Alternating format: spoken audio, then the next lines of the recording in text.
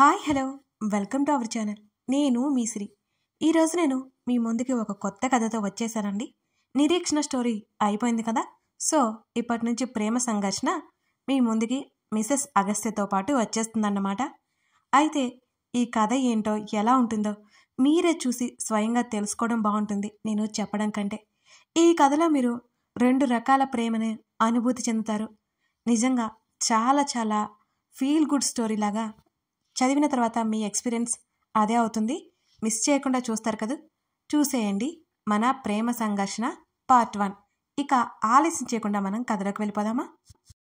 ఈ కథలోని పాత్రలు, ప్రదేశాలు, సన్నివేశాలు కేవలం కల్పితం. ప్రతి ఒక్కరూ జ్ఞాపకాలను భూషణం లాంటి తమ మనసులో భద్రంగా దాచుకుంటారు.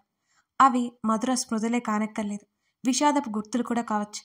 సంతోషంతో కళ్ళు వర్షించేవే అయినా, దుఃఖంతో కంటతడి పెట్టించేవైనా మనసు అనే మందిరంలో దాగిండిపోతాయి. ఎంతకాలమైనా సరే తమలో లేనివి, మనసు దాచుకోనివి జ్ఞాపకాలే కావు కాదంటారా? ఇక వచ్చేయండి. ఒక్కసారి చెప్తే అర్థం కదా అని అరిచిందామె. నీ ప్రాబ్లం ఏంటి? అసహనపు ఛాయలు కనిపించాయి అతని ముఖంలో. నువ్వే నా ప్రాబ్లం. సూటిగా అతన్ని చూసిందామె. ఇంకేమి మాట్లాడాలో అర్థం కాలేదు అతనికి. కొన్ని క్షణాలు ఆవిరైపోయాయి అక్కడ.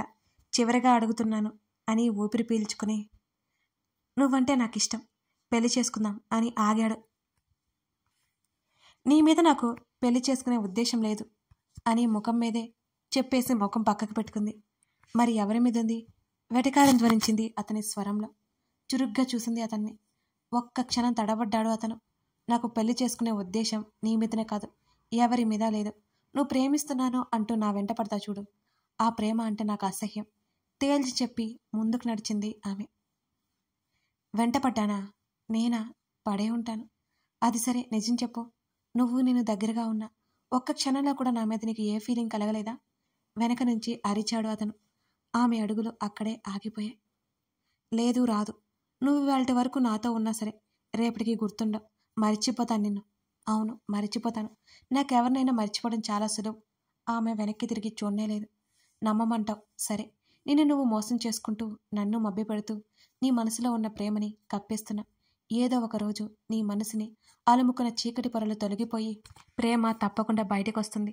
ఆ క్షణం కోసం, ఆ రోజు కోసం నేను ఎదురు చూస్తుంటాను అన్నాడు. అది ఎప్పటికీ జరగదు అని అంది ఖచ్చితంగా. వెళ్తున్నదల్లా ఆగిపోయింది. గుర్తులేదు ఆ క్షణం ఆమెకి. ఇప్పుడంటే నా నుంచి తప్పించుకుంటున్నా. నా నుండి నువ్వు వదిలిన జ్ఞాపకాలను తీసుకుని వెళ్ళలేవుగా. నా మనసు మందిరంలో దాచుకుంటా వాటిని. నీ తలపులలోనే ప్రతిరోజు కాదు ప్రతి క్షణం నిన్ను పూజిస్తుంటా. అతను చిరుతరహాసం చేశాడు. అతని నవ్వు మరింత వేసటకు గురిచేసింది ఆమెని. ఆమె అడుగులు అతని నుంచి దూరంగా తీసుకువెళ్ళాయి. నిశ్శబ్దంగా మారింది ఆ ప్రదేశం. అతని మనసు మాత్రం నిశ్శబ్దంగా లేదు. పాత క్యాలెండర్ల స్థానంలో కొత్త క్యాలెండర్లో వచ్చి చేరాయి. తాతగారు, రేవంత్ కృష్ణ గారు ఇల్లు ఎక్కడండి అన్న పిలుపుకి తల తిప్పి చూశాడు పరందామయ్య. ఎదురుగా ఉన్న అమ్మాయిని చూసి ఒక్క నిమిషం తర్వాత, ఈ దారి గుండా పోయి ఎడం పక్క తిరిగితే ఎదురుగా రామాలయం కనబడుతుంది. సరిగ్గా రామాలయం నుంచి 5వ ఇల్లు అని చెప్పాడు ఆయన. చాలా చాలా థ్యాంక్స్ తాతగారు అని చిరునవ్వుతో అంది ఆమె. థ్యాంక్స్ ఎందుకులేమ్మా. ఇంతకీ ఎవరు నువ్వు? కృష్ణతో పని ఏమిటి అని అడిగాడు. ఆ అమ్మాయిని ఎక్కడో చూసినట్టుగా అనిపిస్తూ ఉంటే. కృష్ణగారు మా నాన్నగారు ఇద్దరు ప్రాణ స్నేహితులు. చూసి వెళ్దామని ఇలా వచ్చాను తాతగారు అని చెప్పింది ఆమె.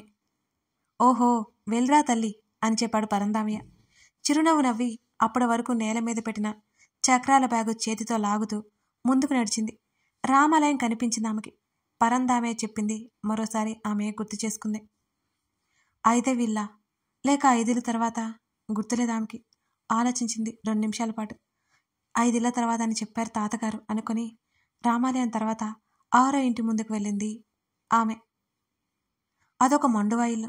బయట ప్రహరీ, 3 అడుగులు ఎత్తు. ప్రహరీకి మధ్యలో ఒక పెద్ద దర్వాజా ఉంది. లోపలికి వెళ్లేందుకు అదే దారి. చూడ్డానికి ఎన్నో ఏళ్ల నాటి ఇల్లులా ఉన్నది. ఏవండి, ఎవరైనా ఉన్నారా? ఆమె కేక వేసింది. 2 నిమిషాల తర్వాత ఎవరు అని లోపల నుంచి ఒక ఆమె వచ్చింది.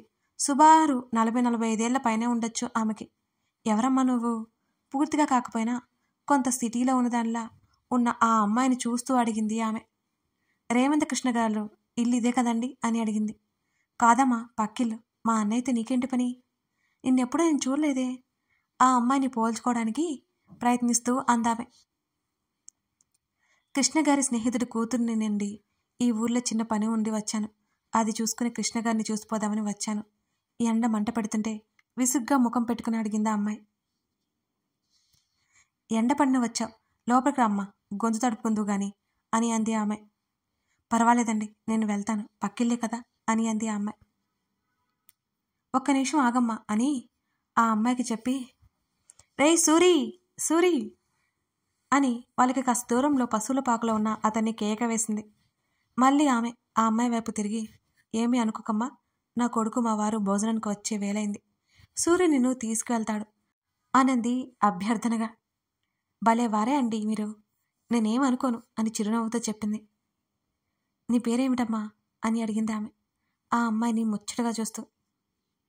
నా పేరు రాగమాలికండి. చక్కగా ఉంది తల్లి నీ పేరు. రాగమాలిక నవ్వు ఊరుకుంది. సూర్యకి విషయం చెప్పి పంపించింది. రేవంత్ కృష్ణ గారింట్లో ఎవరెవరుంటారండి అని సూర్యుని అడిగింది రాగమాలిక. నన్ను సూర్య అని పిలవండమ్మా అని తలగొక్కున్నాడు సూరి. సరే సరే అని సూరి అని నవ్వింది. కృష్ణబాబు గారింట్లో పెద్దయ్య గారు అంటే కృష్ణబాబు గారి నాన్నగారు, రఘురామయ్య గారు, పెద్దమ్మగారు అంటే ఆ బాబుగారి అమ్మగారు జానకమ్మ, కృష్ణబాబు గారి అత్త విరజమ్మ, అంతేనండి, ఇంకొకరు కూడా ఆ ఇంట్లో ఉంటారు అని అన్నాడు సూరి. ఎవరా ఇంకొకరు ఆతృతగా అడిగింది. సుక్కు ఉంటదండి అని మెరకలు తిరుగుతూ చెప్పాడు సూరి. సుక్కు ఎవరు అదోలా చూస్తూ అడిగింది రాగమాలిక. నేను మనవాడబోయేది దాన్నేనండే.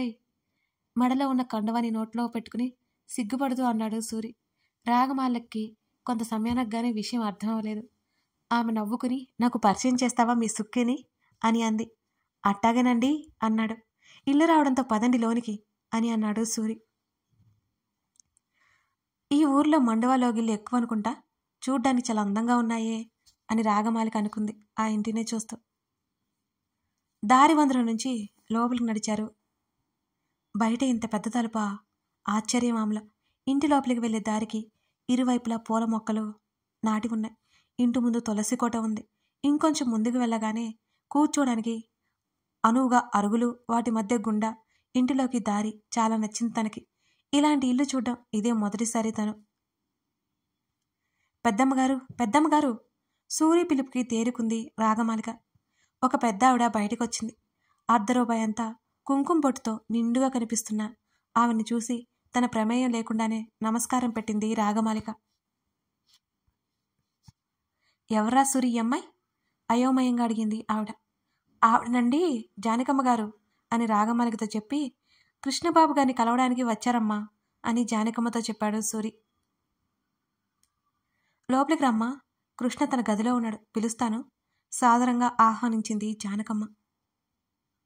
చిరునవ్వు నవ్వి ఆమెని అనుసరించింది రాగమాలిక. నీ జ్ఞాపకాలు నే కోరని వరం, కానీ శాపం కాదు.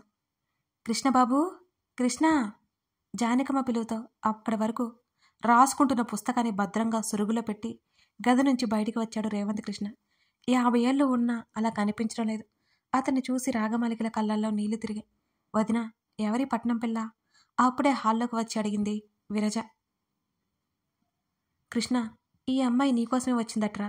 రాగమాలికని కృష్ణకి చూపించింది జానకమ్మ. ఎవరో తెలియక పోల్చుకోవడానికి ప్రయత్నిస్తున్నాడు కృష్ణ. ఎవరమ్మాయి నువ్వు? విరజ ప్రశ్నించింది. విరజ, నువ్వాగు అని విరజతో చెప్పి, సుక్కు, సుక్కు కేక వేసింది జానకమ్మ. బుగ్గలు నొక్కుంటూ నాకెందుకులా అనుకుని పక్కకు వెళ్ళింది విరజ. చెప్పండి పెద్దమ్మగారు. 1/2 నిమిషంలో జానకమ్మ ముందు వాలిపోయింది సుక్కు. చల్లగా ఏదైనా పట్రా అమ్మాయికి, ఎండను పడి వచ్చింది. సుక్కుకు పురమాయించింది జానకమ్మ. అయ్యో పర్వాలేదండి అని అంది రాగమాలిక మొహమాటంగా. రాగమాలిక దగ్గరికి వచ్చి, రా తల్లి కూర్చో. సోఫా చూపించాడు కృష్ణ. ఆమె తల ఊపి కూర్చుంది. చల్లగా మజ్జిగ తాగాక కాస్త ఊరట కలిగింది రాగమాలికకి. అందరూ తన వైపే చూస్తుండడంతో, నా పేరు రాగమాలికండి, మాధవ్ గారి కూతుర్నండి అని చిరునవ్వుతో చెప్పింది. కొంత సమయం తర్వాత కృష్ణ ముఖంలో వెలుగొచ్చి చేరింది. మధు కూతురువా? ఎలా ఉన్నాడు వాడు? తడబడుతూనే సంతోషం ధ్వనించింది అతని స్వరంలో. బాగున్నారండి నేను ఈ ఊరికి పని మీద వచ్చానండి. నాన్నగారు మిమ్మల్ని కలవమని చెప్పారు అని అంది రాగమాలిక. అవునా, మంచి పని చేశాడు వాడు. వాణ్ణి కూడా లాక్కుని రావాల్సింది నవ్వేశాడు రేవంత్ కృష్ణ. నాన్నగారు కూడా వస్తానన్నారు. ఆయనకి ముఖ్యమైన పనులు ఉన్నాయని ఆగిపోయారు. చిన్నగా నవ్వింది రాగమాలిక. కొడుకు ఇంత సంతోషంగా ఉండని చూసి చాన్నాళ్ళైంది జానకమ్మకి. నవ్వుతూ రాగమాలికతో మాట్లాడుతున్న కొడుకుని చూస్తుంటే తృప్తిగా అనిపించింది ఆమెకి. రాగమాలికకి మనసులోనే కృతజ్ఞతలు చెప్పుకుంది జానకమ్మ. ఓహో, పర్వాలేదమ్మా, వాడి పనులయ్యాకని రమ్మని చెప్పు. ఈ ఊర్లో నీ పనులయ్యే వరకు ఇక్కడే ఉండొచ్చు నువ్వు అని కృష్ణ అన్నాడు. అయ్యో పర్లేదండి, నేను ఎక్కడైనా ఉంటాను అని అంది ఇబ్బందిగా అందరినీ చూస్తూ. ఇక్కడే ఉండి తీరాల్సిందే, నువ్వేం చెప్పొద్దు సుక్కు, రాగకి గది చూపించు అన్నాడు కృష్ణ. తల్లి తన వైపే చూడ్డంతో అభ్యంతరం ఉందా అన్నట్టు తల్లిని చూశాడు. త్వరగా కాళ్ళు చేతులు కడుక్కుని రా తల్లి, భోజనానికి వేలైంది రాగమాలికతో చెప్పి జానకమ్మ కొడుకు వైపు చూసి కళ్ళార్పింది. తల్లిని చూసి చిరునవ్వులు చిందించాడు రేవంత్ కృష్ణ. భోజనాలు అయ్యాక తనకిచ్చిన గదిలోకి వచ్చి తన వస్తువులు సర్దుకుని అలా నడుము వాల్చింది రాగమాలిక. ఫోన్ మోగడంతో అది చేతుల్లోకి తీసుకుని ఫోన్ చేస్తుంది ఎవరో చూసి తలుపు సరిగ్గా వేసి ఉన్నాయో లేదో అని చెక్ చేసి ఉండడంతో ఫోన్ ఎత్తి హలో బాబాయ్ అంది ఆమె. రాగా, కృష్ణని కలిశావా? ఆతృత ధ్వనించింది అతని స్వరంలో. కలిశాను బాబాయ్. లోతుగా వచ్చాయి రాగమాలిక మాటలు. ఎలా ఉన్నాడు? మాట్లాడావా? ఏమన్నాడు? బాగున్నారు బాబాయ్ అని కృష్ణతో జరిగిన సంభాషణ చెప్పి అక్కడే ఉన్నట్టు చెప్పింది రాగమాలిక. అయితే అసలు విషయం చెప్పలేదన్నమాట. అసహనం తెలుస్తోంది అతని మాటల్లో. అవును బాబాయ్, నేను కొన్ని రోజులు కొన్ని విషయాలు తెలుసుకోవాలి. అంతవరకు చెప్పలేను బాబాయ్. ఆలస్యం మంచిది కాదు రాగా. నిజమే బాబాయ్, అలాగని ఏమీ తెలుసుకోకుండా చెప్పలేను కదా. సరే తల్లి, నీ ఇష్టం. జాగ్రత్త మరి. ఉండనా? ఫోన్ కట్ అయిపోయింది. సంధ్యా సమయం. గది నుండి బయటకొచ్చింది రాగమాలిక. హాల్లో సోఫాలో కూర్చొని కనిపించాడు కృష్ణ. రాగమాలికని చూసి రారా కూర్చో పిలిచాడు కృష్ణ. ఏమని పిలవాలో తెలియక చిన్నగా నవ్వి కృష్ణకి ఎదురుగా కూర్చుంది. చుట్టూ చూసింది. ఆమె కళ్ళు ఎవరినో వెతుకుతున్నాయి. ఇక్కడ ఏమి ఇబ్బంది లేదుగా తల్లి? అయ్యో, అలాంటిదేమీ లేదు అంకుల్ అని చిన్నగా అంది. ఈ ఊరికి ఏ పని మీద వచ్చావు అని అడిగాడు రేవంత్ కృష్ణ. నేను డాక్టర్ని. ఒక పల్లెటూరులో మెడికల్ క్యాంప్ ఏర్పాటు చేద్దామని అనుకున్నాం. నాన్న చెప్పారు ఈ ఊరైతే బాగుంటుందని. ఆ పని మీదనే వచ్చాను. మా వాళ్ళు ఇంకో 4 రోజుల్లో వచ్చేస్తారు అంకుల్. నేను ముందుగానే వచ్చాను. ఇక్కడ పరిస్థితి తెలుసుకుందామని తను ముందే సిద్ధం చేసుకున్న సమాధానం చెప్పింది రాగమాలిక. ఇప్పుడు ఈ ఊర్లో అన్ని సౌకర్యాలు ఉన్నాయి తల్లి. మా పక్క ఊరిలో ఏర్పాటు చేస్తే బాగుంటుందేమో అని అన్నాడు రేవంత్ కృష్ణ. అవునా అంకుల్, నేను మా వాళ్ళతో మాట్లాడతాను. మాకు సర్వీస్ చేయడమే ముఖ్యం.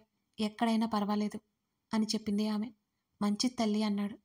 చిన్నగా నవ్వి ఊరుకుంది రాగమాలిక. మీ అమ్మగారి పేరేమిటి? సుప్రజ. మీకు తెలుసా అంకుల్? అమ్మ అని అంది. సుప్రజ నాకెందుకు తెలీదు? ప్రేమను గెలిపించుకున్నారన్నమాట అని నవ్వాడు కృష్ణ. అమ్మ నాన్నది లవ్ మ్యారేజా? ఆశ్చర్యంగా అడిగింది ఆమె. చెప్పలేదా వాడు? అవును, ఇద్దరు ఒకరినొకరు ఇష్టపడ్డారు. చదువయ్యాక పెళ్ళి అన్నారు. పెద్దవాళ్ళని ఒప్పించి చేసుకున్నారన్నమాట. అయితే ఇంకేం దిగులు ఉండదు. తనలో తను అనుకున్నట్టే పైకన్నాడు రేవంత్ కృష్ణ. లేదంకుల్, పెద్దవాళ్ళంటూ ఎవరూ లేరు మాకు. మేము ముగ్గురము తప్ప దిగులుగా చెప్పింది రాగమాలిక.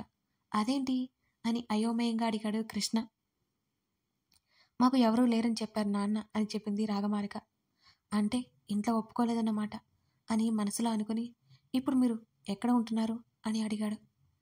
రాగమాలిక విషయం చెప్పింది. సొంతూరు వదిలిపోయారా మధు, సుప్రజలు పెళ్లి చేసుకుని దూరంగా వెళ్ళిపోయి ఉంటారు అని మనసులో అనుకుని ఓ మధు ఫోన్ చేస్తే నాతో మాట్లాడించు తల్లి అని అర్థింపుగా అడిగాడు. అలాగే అంకుల్, తప్పకుండా. ఇప్పుడే చేయమంటారా అని అడిగింది. నీకు అభ్యంతరం లేకపోతే చెయ్యమ్మా అన్నాడు. గదిలోకి వెళ్ళి ఫోన్ తెచ్చి ఫోన్ చేసి స్పీకర్ ఆన్ చేసింది రాగమాలిక. కానీ అటువైపు నుంచి కాల్ లిఫ్ట్ చేయలేదు. అంకుల్, నాన్న పనిలో ఉన్నట్టున్నారు, తర్వాత చేయనా? ముఖం చిన్నబుచ్చుకున్న ముఖంతో చెప్పింది రాగమాలిక. అలాగేరా, తర్వాతే మాట్లాడతాను. నాకు పొలంలో కొంచెం పని ఉంది, వెళ్ళొస్తాను. నీకేం అవసరం ఉన్నా నన్నో అమ్మనో అడుగు. మొహమాట పడకు సరేనా? రాగమాలిక తల నిమిరాడు రేవంత్ కృష్ణ. అలాగే అంకుల్. ఆమె చిరునవ్వు నవ్వింది. Good girl. అవును, రేపు మన పక్కూరు వెళ్ళి చూస్తావా మరి? అలాగే అంకుల్. ఎవరినైనా తోడు పంపుతారా అని నెమ్మదిగా అడిగింది. నువ్వా అడగాల తల్లి? నేను నీతో ఎవరినైనా పంపుదామనుకుంటున్నాను. నా చెల్లెలు కొడుకున్నాడు, నిన్ను క్షేమంగా తీసుకుని వెళ్ళి తీసుకువస్తాడు అని చెప్పాడు. Thank you so much uncle అని చెప్పింది రాగమాలిక నవ్వుతూ. పిచ్చిపిల్ల అని ఆమె బుగ్గ తట్టి వెళ్ళిపోయాడు రేవంత్ కృష్ణ. చెంప మీద చేతిని ఉంచి కన్నీళ్లు పెట్టుకుంది రాగమాలిక. కథ కొనసాగుతోంది. హాయ్ హాయ్ హాయ్, ఎలా ఉంది ఈ కథ? అచ్చమైన తెలుగు కథను, అద్భుతమైన ప్రేమ కథను చూడాల్సిందే. ఈ కథ మీరు అసలు మిస్ అవ్వకండి. ఇది మీకు మంచి ఎక్స్పీరియన్స్ ఇస్తుంది.